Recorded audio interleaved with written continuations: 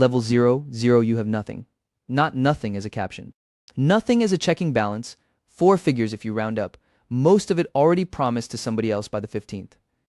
And the whole internet is selling you the same exit. The keys to a matte black exotic pressed into someone's palm. The reel where a guy in a rented penthouse tells you to quit your job by Friday. The dropshipping course. The morning routine at 4:00 a.m. that somehow ends in a Rolex. You've watched 1,000 of them. They all sell the same thing, the moment of arrival filmed in slow motion, with no ledger attached. Nobody films the machine that actually prints the money. Because the machine is ugly. The machine smells like detergent and hot dryer lint. The machine is a plumber's van with 190,000 miles on it. The machine is a strip mall parking lot at 6:00 a.m. with a squeegee frozen to a bucket. Nobody wants to point a camera at that. So you pick the boring one. Here's the thing they don't tell you, the thing you can feel once you know to look for it.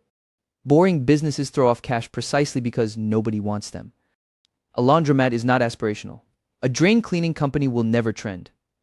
And that lack of glamour is a moat. When nobody wants the asset stays cheap, and the cash it spits out stays yours. The Flex was never the Lamborghini. The Flex is the thing that pays for the Lamborghini, and you never bother to buy it. There are roughly 29,500 coin laundries in this country doing $5 to $7 billion a year, and almost none of them have a TikTok. There is $50 billion of private equity money quietly buying up the guys who fix your air conditioner. The smart money is chasing exactly the industries the loud money laughs at. So this is the climb. Level by level. Each level a bigger, more boring machine than the last, and each one bought mostly with someone else's money. A $4,000 van. A tired laundromat. A retiring plumber's book of customers. A car wash tunnel. A whole holding company. A regional roll-up. And at the top, a check with 9 figures on it. 0 to 300 million. You start with a bucket. Let's go find the van. Level 1. The first van, the van costs you $4,000. It's a white Ford cargo van the color of old milk, sold by a landscaper who's retiring the wrong way, broke. The odometer is a suggestion. The passenger door sticks. You hand over cash you counted twice, and the arithmetic of that lands somewhere low in your stomach, because that's most of what you had. But now you own a business, and the business is a box on wheels. Into the box goes a pressure washer. 4 horsepower, gas, another $600, bought used off a marketplace listing from a guy who just never got around to it. A 50-foot hose, a surface cleaner attachment, the round one that spins. 2 5-gallon buckets of soap, a magnetic sign for each door, printed at a strip mall shop for $40 with a phone number and 3 words, driveways, gutters, roofs. That's the whole company. That's you. There are no employees because you are the employees. There is no debt because you paid cash for a box and a machine. Your overhead is gas, soap, and your own spine. The alarm goes off at 5:40. The first job is a driveway 2 towns over, a concrete slab gone green-black with algae, and the homeowner wants it gone before her in-laws visit. You lay down the soap. You wait for it to dwell.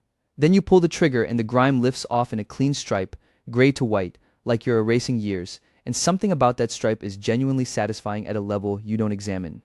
$200. 90 minutes. You do a second one that afternoon. Gutters the next morning, up a ladder, hands black to the wrist. A soft wash roof on Saturday, low pressure, high chemistry, don't blast the shingles, for $400. The jobs run $200 to $400 each. Some days you land 3. Some days it rains and you land 0 and eat a gas station sandwich in the driver's seat doing math. Run it a full year. Book it out day after day, and you clear around $120,000 in revenue. Your costs are thin, fuel, chemicals, a replacement pump, a new pair of boots, so your take-home lands near $70,000. No boss took a cut. No lender took a coupon. But here's the move, and it's the whole move. You don't spend the 70. You live like the van. Cheap, functional, unbothered. You bank almost all of it, and you start to think of that pile not as savings, but as ammunition. Because the van was never the business. The van is a machine that turns your labor into cash, and cash into a down payment. The van is the down payment on the next thing. Level 2, the first laundromat, the next thing is a laundromat, and it's uglier than the van. It sits in a strip mall between a nail salon and a place that cashes checks. The sign is half lit. 3 of the dryers have handwritten out-of-order notes taped to the glass, the tape gone yellow. The owner is 71 and tired and wants out, and he'll sell you the whole thing. Machines, lease, customer base for $180,000. You don't have $180,000. You have your ammunition pile. So you do what the flashy exit crowd never mentions, because it isn't sexy. You walk into a bank and you ask for an SBA 7 loan. The SBA program will back up to $5 million, and it wants you to have skin in the game, an equity injection of around 10%. 10% of 180 is 18,000. That's it. That's the door. 18,000 of the van money, and the bank funds the rest over roughly 10 years at a variable rate, something like prime plus 3. The dryer money you never spent just became a cash machine you mostly bought with the bank's money. Now understand what you actually bought. A single coin laundry grosses somewhere between 150 and 400,000 a year. This one's tired but not dead. Call it 250,000 gross. The costs are real: water, gas, electric, the lease, coin collection, repairs. Operating costs eat 65 to 80% of the top line. But what's left, the net, runs 25 to 30%. And laundry is not a fad. Roughly 94% of these places are still running 5 years later. People will always need clean clothes. A recession doesn't change how many socks you own. You fix the 3 dryers first weekend, a $200 part, and an afternoon with a wrench, the same wrench from the van. You add a card system, so you're not driving quarters to the bank in a paint bucket. You put a bench and a TV in the corner, because a customer who stays is a customer who dries a second load. And here's the quiet magic of it: the mat runs while you're not there. This is semi-absentee cash flow. You still run the van in the mornings, the pressure washer still eats driveways, and the laundromat throws off distributions in the background. 60,000-70,000 a year after the loan payment, whether you're standing in it or not. Payback on the whole thing lands in 3 to 5 years. Every month the loan payment does 2 jobs. It costs you cash, yes. But a slug of every payment buys down principal. It converts the bank's equity into your equity, brick by brick, automatically. So stack it: the van's 70, the laundromat's distributions on top, and underneath, the equity you're quietly buying back from the bank every single month. Add the value of the businesses themselves, and your net worth rolls past $250,000. 250,000, most of it in things that make money while you sleep. You didn't get rich, you bought a cash machine with mostly the bank's money. That's the whole trick, and you're about to run it again, bigger. Level 3, the first acquisition. His name is Dave, and Dave fixes furnaces. He's 63. His knees are shot from 30 years of crawling under houses, and his wife has been circling retirement dates on the kitchen calendar for 2 years. He has 1 small office, 4 trucks, 2 techs plus himself, and something you can't buy at a store: a book of customers who have called Dave and only Dave for a busted water heater since the first Bush administration. When their heat dies in January, they don't Google. They call Dave. That book is the asset. Everything else is trucks and wrenches. Dave's business throws off around $200,000 of EBITDA, the real cash the business earns before the accountant's decorations. And small trade shops like his trade cheap because there's exactly 1 buyer for a mom and pop, and he's standing in the driveway. 4 times EBITDA. $800,000 for the whole thing. You don't have 800,000. You've never had 800,000. So here's the structure, and this is where it gets good. You go back to the SBA 7 window, it stretches to 5 million, so 800 is comfortable. The bank wants its 10% equity injection, 80,000, but under the current rules, you don't have to write the whole 80 from your own pocket. Dave can carry a seller note that counts toward your injection, up to half of it, as long as that note sits on full standby for the life of the loan. Full standby means Dave gets no payments for years, the interest just accrues quietly in the background. Dave believes in his own business enough to bet on it, and that belief becomes your down payment. So the real cash out of your ammunition pile shrinks. The rest is the bank's, amortized over 10 years at prime plus 3. This is a leveraged buyout. The exact same structure the guys in Manhattan use on billion-dollar deals. You're just running it on a furnace guy with 4 trucks. Seller financing plus an SBA loan is the working class LBO. Then the most important clause: you keep Dave for a year. You pay him to stay, to ride shotgun, to hand you the customer's 1 January emergency at a time. This is my partner, he's taking over, he's good. That sentence, repeated 300 times, is what you actually bought. Relationships don't transfer on a spreadsheet, they transfer in a truck cab at 7 a.m. with the heater running.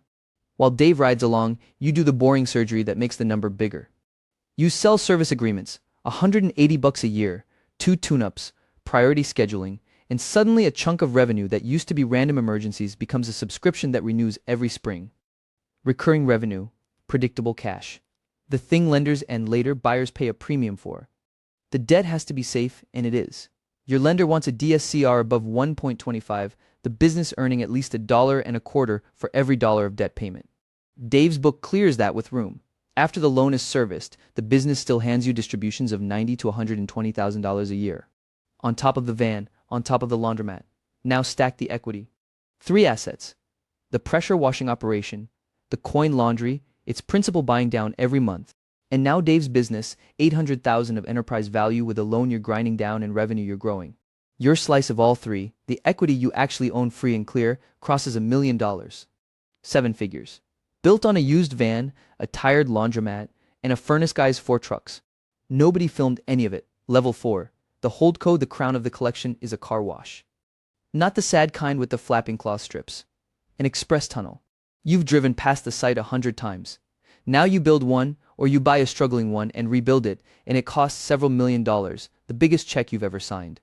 There are gleaming stainless arches, a conveyor that grabs the tire and pulls the car through, blowers the size of jet engines, and a lot that can cycle a car every 20 seconds on a Saturday.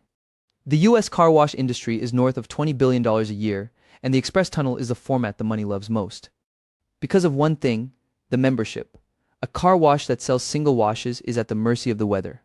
A car wash that sells memberships $30 a month, unlimited, auto-renewing on a card the customer forgets about, is a subscription business wearing a car wash costume. Member revenue is the single biggest driver of what one of these is worth, and in 2025 that membership revenue was growing around 10% a year. Meanwhile, the labor to run the tunnel stays under 20% of revenue at a good site. High recurring revenue, low labor, that's the whole game. But the car wash isn't really the story. The structure is. Somewhere in here, you stop being the guy holding the wrench. You form a holding company, a HoldCo, and you move everything inside it. The pressure washing operation, the laundromat, Dave's trades business. Now the car wash. The van you swung the pressure washer out of 5 years ago is a line item in an entity that owns 4 cash-producing machines. And you stop being the operator. You become the allocator. This is the hardest promotion because it's a promotion out of the thing you were good at. You hire a manager to run the tunnel. You put a real operator over the trades business. Dave's long gone to Florida, and you sit above all of it, moving money. When the laundromat throws off cash, that cash doesn't buy you a nicer truck. It becomes the down payment on the next add-on, bought small at 4 to 5 times earnings, dropped into the HoldCo, where its cash flow compounds alongside everything else. Run the numbers on the whole collection. The pieces together throw off somewhere between $1.5 million and $2 million of EBITDA a year. The wash memberships climb 10% annually. The trade service agreements renew every spring like clockwork. 4 boring machines, humming in parallel, none of them dependent on you being awake.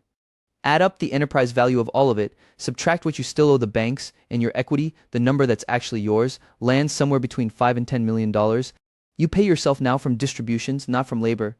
That's the line you crossed without a ceremony. For the first 4 years, money came from your hands, your spine on a driveway, your wrench in a laundromat. Now money comes from ownership. From the structure. You could disappear for a month and every machine would still run, every membership would still bill, every service agreement would still renew. The asset is no longer a machine. The asset is the structure that owns the machines. And a structure can do something a van never could. It can go hunting. Level 5, the roll-up, you pick one thing and you go to war with the fragmentation. Residential HVAC, heating and air conditioning, the stuff Dave used to fix. You know it now, cold, and you look at your region the way a general looks at a map because it's a map of tiny, exhausted competitors. Dozens of them. Every one a version of Dave, a guy in his 60s, 4 trucks, a loyal book, no succession plan, knees giving out. Each one alone is worth almost nothing to anybody but a neighbor. Together, they're worth a fortune. That gap is the entire play. Here's why it works, and it's not a secret. It's just tedious. You buy a mom and pop at 4 to 5 times EBITDA, the same cheap multiple you pay Dave. But a small business trades cheap because it's small and risky and dies with its owner. A big, professional platform trades expensive, 7 to 12 times EBITDA because it's diversified, it has clean books, it has recurring revenue and a management team that isn't one bad hip away from closing. So you buy them small and you make them big. You buy the first one. Then the second, you strip out the duplicated back offices, 1 bookkeeper instead of 6, 1 phone system, 1 brand on all the trucks. You put every tech on the same dispatch software so a job gets routed to whoever's closest instead of whoever answered. You roll out memberships across the whole book, so random emergency calls become a river of recurring revenue. You professionalize, you integrate. That word matters, and I'll come back to it. Watch the arbitrage, because this is the machine underneath the machine. You buy a shop doing $1 million of EBITDA. At 4 times, you pay 4 million.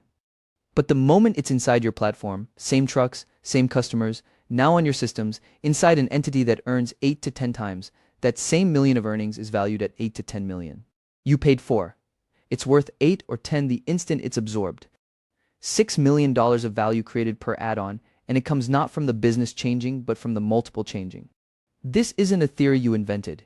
Private equity has poured more than $50 billion into home services roll-ups since 2018. There are around 27 active PE platforms doing exactly this right now, one of the big ones stapled on roughly 60 add-on acquisitions in a single year. You're not early and you're not crazy. You're running a proven playbook in a lane the smart money already blessed. Deal after deal, the platform swells. 5 acquisitions. 8. The combined thing throws off $5 to $8 million of EBITDA, a diversified regional operator with hundreds of trucks and tens of thousands of members. Value it at the platform multiple, subtract the debt, and your equity slice lands somewhere between $25 and $50 million. Now the realism, because this is where the fantasy versions lie to you. The arbitrage only holds if the integration is real. If you just bought 8 logos and let them run as 8 separate companies with 8 bookkeepers, you don't own a platform. You own a holding company of yard signs, and a buyer will price it like the sum of 8 small businesses right back at 4 times, and all that paper value evaporates. Multiples can compress too. If the sector cools, that 10 becomes a 7 and your math gets a haircut. So you do the boring, unglamorous integration work nobody films. The shared dispatch. The single brand. The one back office. Because that work is the only thing standing between a real platform and a costume. Do it right, and you've built the one thing worth more than any single business, a platform somebody much bigger will want to buy. Level 6 and 7, the recap and the exit they call on a Tuesday. A private equity firm, one of the 27, and they've been watching your trucks multiply across the region. They want to buy your platform. Not the assets, the whole machine, integrated, humming, memberships and dispatch and clean books. This is level 6, and it has a name, the ammunition pile version of You Never Knew, the recapitalization. Here's the deal stack, and every piece matters. They don't hand you one check and take the keys. They pay the majority in cash at close, the largest wire you will ever see hit an account, more money than the van, the laundromat, Dave's trucks, and the car wash combined, several times over. Then an earnout, 10 to 15%, paid over the next couple years if the platform hits the targets you both know it will. And then the piece that changes everything. You roll 15 to 30% of your proceeds into equity in the bigger entity. You don't fully cash out. You stay in. You take chips off the table and leave a serious stack on the felt. Because a platform like this doesn't trade at Dave's 4 times anymore. Look at what these actually clear. Blackstone paid around $2.5 billion for Champions Group, roughly 18.5 times EBITDA.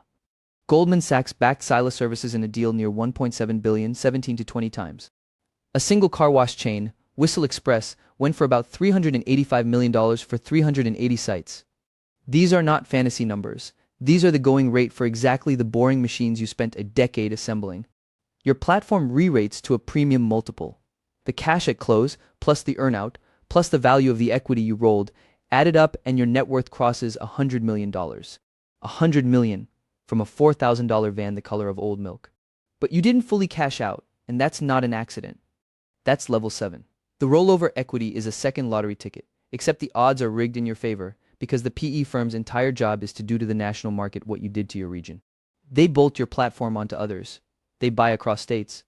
They add scale you couldn't reach alone, and scale itself commands a higher multiple. The bigger the machine, the more each dollar of earnings is worth. Then, in 3 to 5 years, they sell the whole combined thing to someone even bigger, or take it public. This is the second bite of the apple, and for a lot of these builders, the second bite is bigger than the first. Your 15-30% slice rides that wave up. The combined entity trades at a premium the regional version never could, and when it sells, your rollover converts to cash at the new, larger number. You clear $300 million. Now stand at the top and look back down the rungs. The $300 million number rests on the platform. The platform was built from Dave's 4 trucks and a dozen guys just like him. Dave's business was bought with a laundromat's saved distributions and a seller note. The laundromat was bought with $18,000 of van money. And the van was $4,000 cash counted twice in a parking lot with the arithmetic sitting low in your stomach. Every rung held. Boring, bought cheap, compounded, and sold expensive. Here's the last thing, the thing the algorithm will never show you. For 10 years, the whole internet sold you the exit, the rented Lambo, the quit your job reel, the arrival filmed in slow motion. And the one exit that was actually real, the 9-figure wire that came from detergent and drain snakes and car wash memberships, was the one exit nobody filmed. The flex was never the costume. The flex was the machine underneath, running while everyone else was busy performing.